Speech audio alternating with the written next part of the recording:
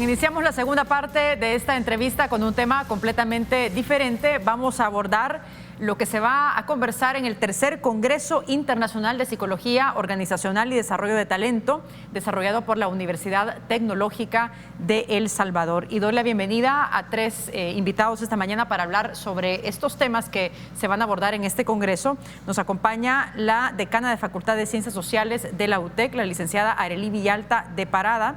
Ella es licenciada en Psicología de la Universidad Centroamericana José Simón Cañas UCA. Actualmente funge como decana de la Facultad de Ciencias Sociales de la Universidad Tecnológica de El Salvador y directora de la Cátedra de Género de la UTEC. Fue presidenta de la Junta de Vigilancia de la Profesión de Psicología de El Salvador. Está con nosotros también Julio César Cerca Cano, experto internacional en psicología política. Él es maestro, es conferencista y experto internacional en psicología política, bachiller y licenciado en psicología de la Universidad Nacional Mayor de San Marcos, Lima, Perú. Y también nos acompaña en el estudio Edwin Rivera, él desde la Universidad de Puerto Rico, que nos acompaña esta mañana. Tiene un doctorado en educación de matemáticas, actualmente es profesor en la Universidad de Puerto Rico, recinto de Río Piedras, y tiene una subespecialidad y certificación en neuroaprendizaje. Le doy la más cordial bienvenida. Bienvenidos, ¿cómo están? Gracias, buenos días. Buenos días. Gracias.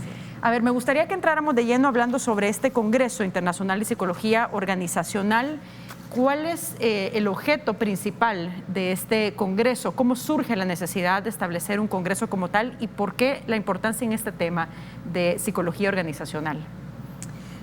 Bueno, mañana estamos celebrando el Día Internacional de la Salud Mental y la Universidad Tecnológica, a través de la Escuela de Psicología, definió un tema muy interesante que poco se aborda, y porque se relaciona la salud mental con lo que es el área clínica, el área social, el área comunitaria, pero nosotros queremos abordarlo desde la perspectiva de cómo es que las organizaciones, los miembros de las organizaciones, los trabajadores, los empleados, las autoridades, consideran importante que la salud mental del trabajador también contribuye al rendimiento, a la productividad, y cómo es que el clima laboral, cómo son las enfermedades que tienen que ver con el trabajo y otros temas relacionados también a lo que es una institución, una empresa, influyen en los individuos.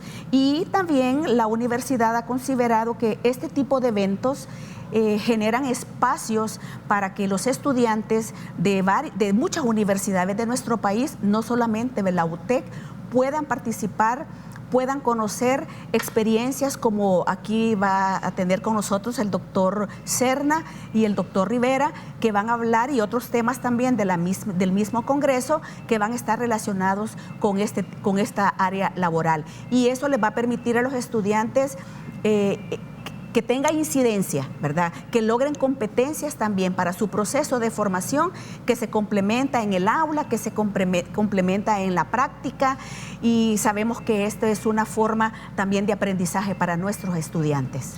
Doctor Rivera, para que la gente nos entienda y poner en contexto a los televidentes, ¿qué entendemos por psicología organizacional y cómo esto va conectado, por ejemplo, con el desarrollo social y económico de los países? Bueno, la parte mía es el neuroaprendizaje en las matemáticas. Se conecta básicamente en términos de la psicología y la educación, que siempre han estado conectadas, ¿verdad? De cómo el cerebro realmente aprende, que es lo que vamos a enfatizar en este Congreso. Siempre los maestros estamos enfocados en términos de cómo enseñamos a los estudiantes. Y en este Congreso vamos a hablar de cómo el cerebro aprende, ¿verdad? Cómo nosotros, como maestros, podemos tocar esos dos hemisferios del cerebro y que cambiemos la metodología y la percepción de cómo realmente el estudiante aprende y cómo yo como maestro voy a enseñar a esos estudiantes. Y el Congreso realmente pretende y quiere ayudar también con un taller que voy a impartir a los maestros aquí en El Salvador, hablándoles sobre esto, sobre la nueva metodología, la nueva manera de enseñar y cómo el niño aprende y cómo podemos sacar todas las ventajas que tiene el cerebro humano para entonces hacer de ese niño un mejor aprendiz en todas las áreas, aspectos, ¿verdad? Yo voy a tocar el área de las matemáticas, pero en realidad voy a tocar todas las áreas del cerebro, porque el cerebro es un mundo en lo que yo voy a tocar en este caso. ¿Está relacionado esto con la programación neurolingüística, por ejemplo? Sí. Todo lo que tiene que ver con el cerebro, programación neurolingüística, neurociencia, el neuroaprendizaje. Y recuerda que en la educación se unen varias, en la neurociencia se unen varias ciencias, lo que es la psicología, lo que es la pedagogía, lo que es la educación per se, lo que es la ciencia medicinal, lo que es la patología, todo eso, la neurología, para que realmente nosotros estemos estudiando ahora el cerebro humano. Y eso es lo nuevo que se ha enfocado, porque siempre habíamos hablado de cómo yo enseño y siempre mirábamos la parte exterior. Ahora vamos a entrar a hablar la parte interior, cómo yo aprendo. Interesante. Y ahora en otra perspectiva, porque usted es experto en psicología política, ¿cómo esto se conecta, por ejemplo, con el accionar, con el discurso, con las narrativas que tienen los políticos en los países, los gobernantes, y de qué manera esto está vinculado también con las condiciones propias de cada país? La psicología política, por definición, es una disciplina, ¿no?, que estudia el comportamiento político y los factores psicológicos que intervienen en él. Pero cuando hablamos de comportamiento político, no solamente hablamos del comportamiento del político per se, sino de todas las personas. Recordemos, Aristóteles nos decía que el hombre es un animal político, ¿no? El son politicón de Aristóteles.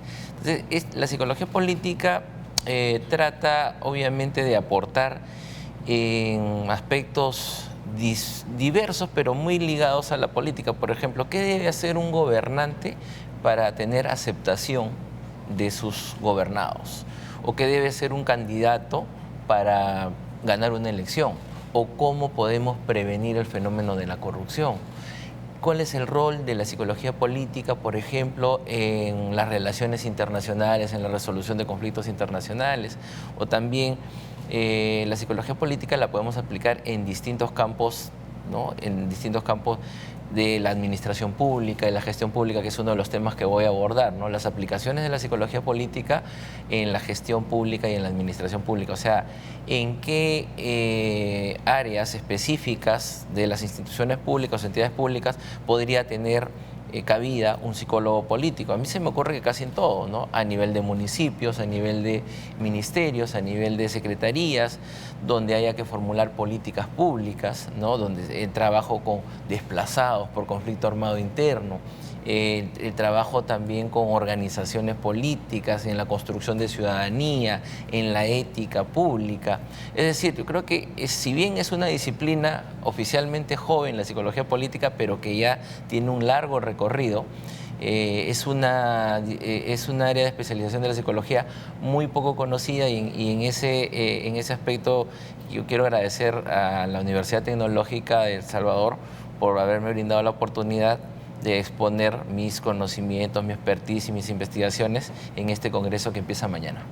A ver, licenciada, ¿qué intercambios esperan lograr a través de las propuestas de los diferentes expositores internacionales y también del ejercicio que tenemos en el país en cuanto al tema de la psicología y la formación que se tiene acá? Bueno, realmente a través de las conferencias y, como dicen ellos, a través de la experticia misma, los estudiantes asimilan y ellos hacen su análisis también de los conceptos y de la experiencia que ellos van a exponer en cada una de sus participaciones. Para nosotros es importante que el estudiante viva estos espacios precisamente porque les da otra idea, tienen otras como percepciones de lo que sucede en otros países también, como de donde ellos vienen, y que el estudiante pueda asimilar, introyectar y que pueda luego combinarlo con el proceso de formación que lleva aquí dentro de la universidad.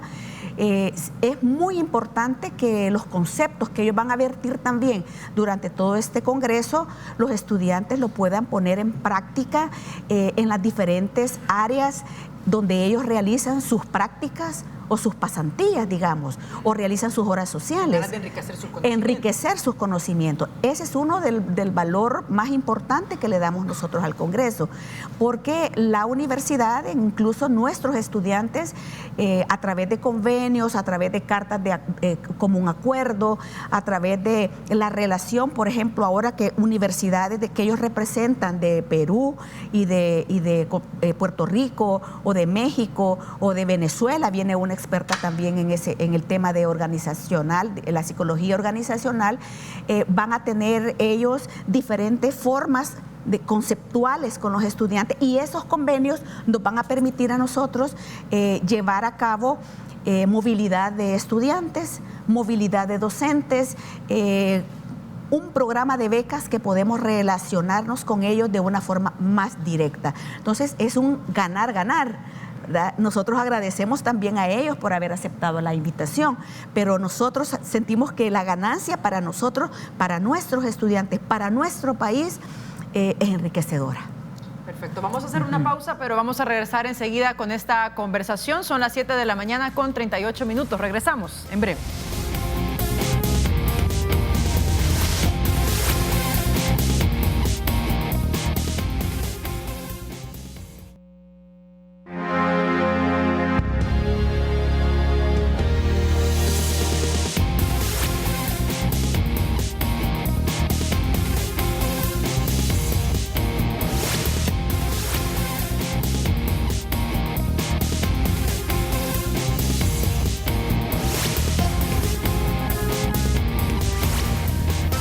Estamos de regreso esta mañana conversando con 3 invitados. Nos acompaña en el estudio la decana de la Facultad de Ciencias Sociales de la UTEC, licenciada Arely Villalta de Parada. También nos acompaña Julio César Cerca Cano, experto internacional en psicología política, y Edwin Rivera de la Universidad de Puerto Rico. Hablamos sobre la importancia de la psicología organizacional a la luz de un congreso que está realizando la Universidad Tecnológica de El Salvador, un congreso internacional. Doctor, ¿cuáles son los principales desafíos y retos que se tienen en la región de América Latina sobre el tema de psicología en cuanto a la formación y la certificación de esta área? Me parece una pregunta muy interesante y muy puntual, porque la sociedad ha cambiado, la sociedad en la que vivimos, las transformaciones sociales, el desarrollo de las tecnologías, de la información, de la comunicación, los cambios políticos, económicos, sociales y culturales ha traído una serie de secuelas en la que el psicólogo, como profesional de la salud mental y de las ciencias sociales en general, tiene que ir a la par de ese desarrollo.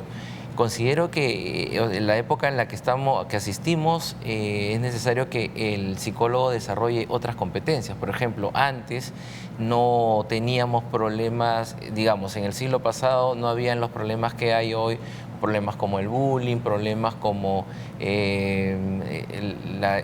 los problemas que traen las redes sociales, las nuevas adicciones, las adicciones no convencionales como las ludopatías, y hay campos como dentro de la psicología, como la psicología política, la psicología deportiva, la psicología forense, la psicología cultural, en un país con tanta riqueza histórica, cultural, como es El Salvador, donde hay más que moda, es un reto, es un desafío y es una necesidad desarrollar. Entonces, la idea es desarrollar nuevas competencias y también certificarse para poder entablar un puente entre universidad y sociedad, ¿no? Porque generalmente a veces las universidades van separadas, van divorciadas de la universidad y responden más a las necesidades del mercado. Entonces la idea es desarrollar un puente que pueda establecerse donde realmente se vea el aporte efectivo de una profesión y además de profesión una ciencia como es la psicología en el campo de la sociedad. Doctor, ¿qué agregaría usted como parte de estos retos que tienen los países de la región en cuanto a la formación de esta área de psicología organizacional y la importancia que esto tiene para el desarrollo social y económico de todos los países? En la medida en que formemos mejores ciudadanos, preparados y conscientes de cómo ellos aprenden, pues es una gran aportación, ¿verdad? Realmente las matemáticas y la neurociencia y el neuroaprendizaje en las matemáticas haría una gran aportación porque estamos trabajando con el cerebro humano. queremos conectar los dos hemisferios del cerebro para que el estudiante reconozca realmente cómo él aprende. La neurociencia, obviamente, en este caso, quiere hacer una conexión y romper con una serie de mitos. Por ejemplo, se pensaba en un momento dado de que el cerebro dejaba de aprender, que aprendía hasta cierta edad y dejaba de aprender, que la edad para aprender ciertas cosas llegaba hasta ciertos límites. Pues la neurociencia ha roto con todo eso en la medida en que nosotros estamos conociendo cada vez más y más cómo el cerebro humano trabaja. Podemos trabajar y enseñar, por ejemplo, usando lo que hablábamos ahorita, las emociones, usando la creatividad, usando la investigación constante, la memoria activa en el estudiante, para que entonces pueda aprender no tan solo matemáticas, porque aquí es cómo yo activo las neuronas cerebrales de un estudiante para que él aprenda todo. Es ir formando al estudiante a aprender a aprender. Eso es lo que queremos hacer en este caso. Licenciada, como parte de este aporte importante que da la Universidad Tecnológica, seguramente muchos estudiantes y profesionales de la psicología estarán interesados en asistir a este congreso. ¿Cómo pueden hacer? ¿Tienen algún costo esto? ¿Cuándo? Entiendo que inicia este día y termina el viernes. ¿Y a dónde va a ser este evento? Bueno, el Congreso se va a desarrollar a partir de este día.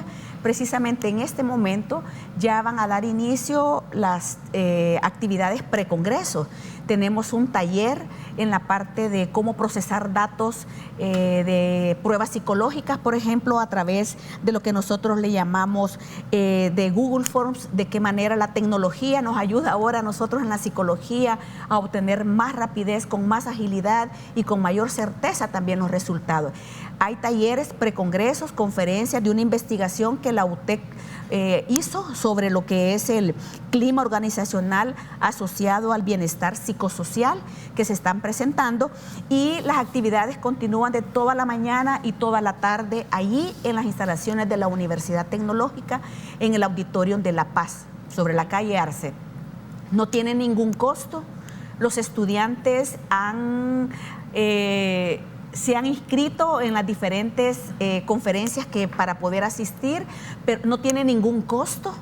Hemos invitado a universidades amigas también de la UTEC, las universidades que ofrecen la carrera de psicología, y nosotros queremos, ¿verdad?, que nos acompañen, porque esto nosotros como universidad, las autoridades superiores de la universidad ven como una inversión realizar congresos de esta naturaleza. ¿Por qué? Porque facilita el proceso de aprendizaje de los estudiantes,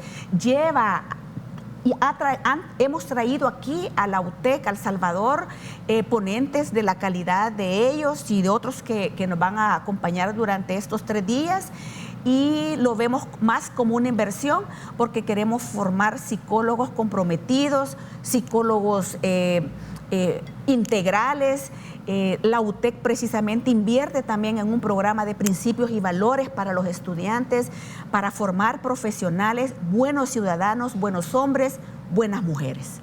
Bien, mañana entiendo que se realiza el Día Internacional de la Salud Mental, y este año se enfoca en la prevención del suicidio. Hay unos datos que me parecen muy interesantes que destaca la Organización Mundial de la Salud. Por ejemplo, dice que cerca de 800,000 personas se suicidan cada año, y que el suicidio es la segunda causa principal de defunción del grupo etario de los 15 a los 29 años, y que el 79% de los suicidios se producen en países de ingresos bajos y medios. La región de América Latina es de las más afectadas. ¿Cómo se explica este fenómeno, doctor? ¿Y cuál es la situación de nuestros países en general? Bueno, en general hay una multideterminación de factores, ¿no? Hay una multicausalidad. Por ejemplo, una escasa tolerancia a la frustración, una falta de manejo de impulsos, falta de un proyecto de vida, ¿no? Un vacío afectivo, entre otras cosas, que serían, digamos, un común denominador que tienen los suicidas adolescentes y jóvenes en ese grupo etario. Está vinculado al hecho de, en algunos casos también, a la pertenencia a grupos violentos o a grupos o a consumo de drogas o a grupos que ejercen violencia, y también vinculado con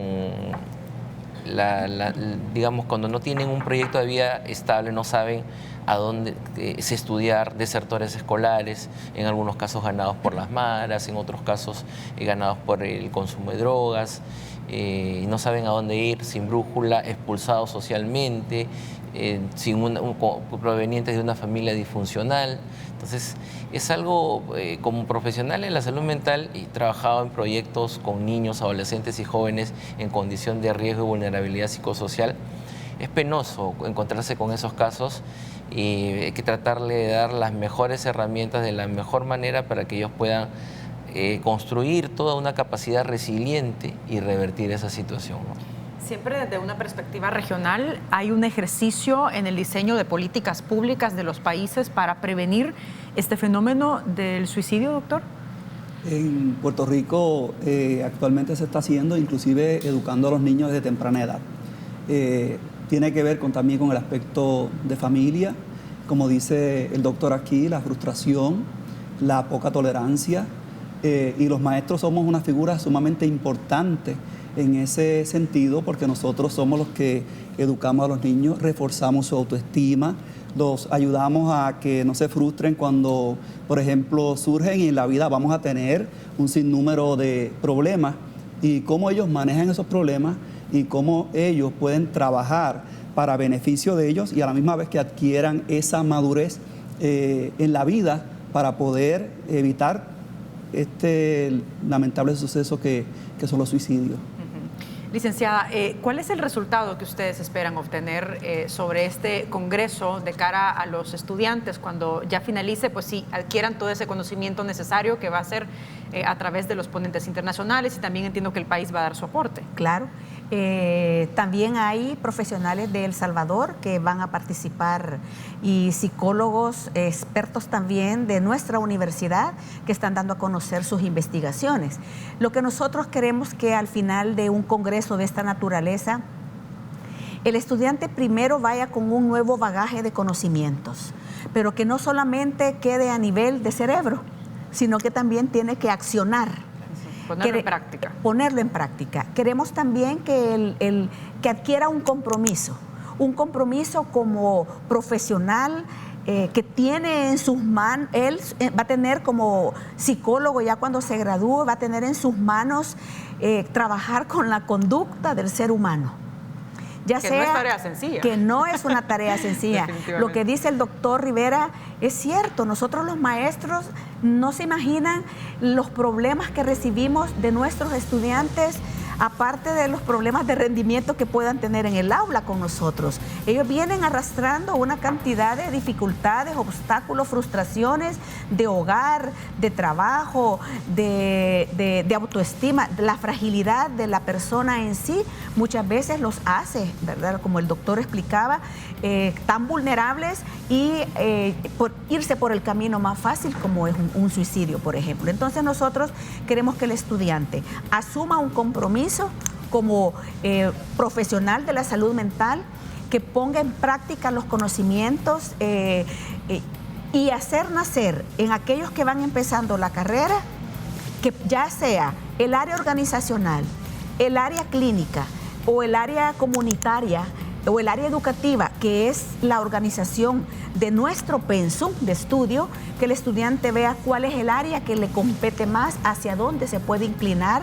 Y nosotros en la universidad, así está diseñado ese pensum, para que el estudiante pueda elegir ahora los nuevos retos de la psicología en el país, lo que decía el doctor, la psicología forense, la psicología del deporte, la psicología de la neurociencia o la política, y que ellos puedan interesarse, y por qué no decirlo, a través de estos convenios y de estas relaciones estrechas que tenemos ahora, poder aplicar a programas de becas también fuera del país. Perfecto, muy interesante. Muchas gracias por habernos acompañado. Doctor Rivera, muchas gracias. Muy amable. Gracias. Licenciada, muchas gracias. Doctor Serna, muchas gracias. A ti, muchas gracias. Y con esto cerramos. Será hasta mañana. Fuerte abrazo. Buenos días.